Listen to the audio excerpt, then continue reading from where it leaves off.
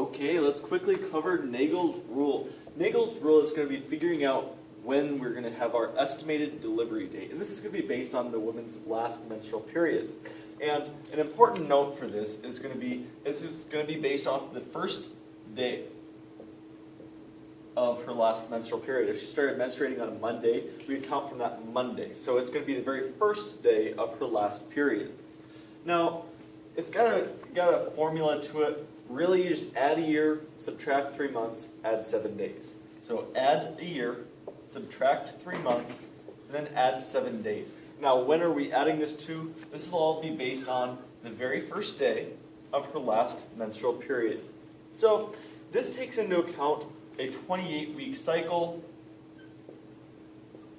You know, not all women have a 28-week cycle. And then it also is going to account for the fact that a typical pregnancy is going to be 280 days. That equates to 40 weeks. So those are our assumptions. Our assumptions are the woman has a typical 28-week cycle, meaning on day 14 she's going to have the LH surge, releasing the egg. And then also taking into the fact for our estimated date of delivery, that the pregnancy will last 280 days or 40 weeks. So we use this formula. So we ask the woman in our history. We say, when was your last period? Oh, it was 2 weeks ago. What day did you first start menstruating?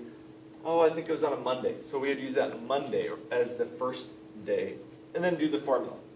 Now I'm going to come down here to an example, but also I want to note prior to that, it doesn't measure the date of conception. Remember, the date of conception is that 14 day in the woman's cycle, day 14 when the LH surge happens, and that's when the egg is released.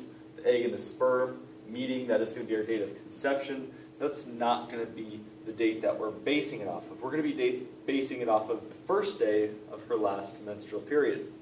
So an important rule, Naegele's rule does not measure conception. So let's move down here to a quick example. Why did I choose February 14th? I feel like a lot of children get born on this day. Hopefully you understand why. So I asked the woman, she comes into my office with an HCG level that's elevated, 48 hours, it's doubled. I say, congratulations, you are pregnant. She probably already knows it because she's missed a period. I say, when was the very first day of your last period? She says, oh, I think it was February 14th, 2013. And I say, I think you're going to have your baby on? Oh, I need to figure this out. So let's use Naegele's rule. Naegele's rule is going to use the formula plus 1 year. So February 14th again.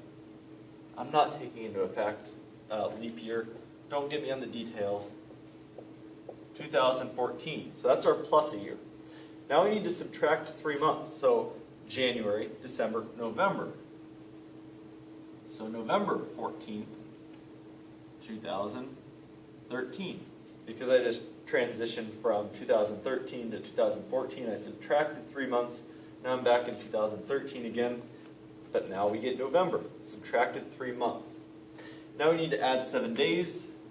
So we're at November 21st, 2013. If you're born around November 21st, 2013, I think Valentine's Day was a very frisky day for your parents. However, this is going to be the estimate. Alright, I got cut off there. So November 21st is going to be our estimated date of delivery. Based off of Naegele's rule, we're assuming that 280-day pregnancy. We're also assuming a normal cycle that the woman had, so a 28-day cycle, meaning that day 14 is when the egg got released. Here is going to be our estimated date of delivery.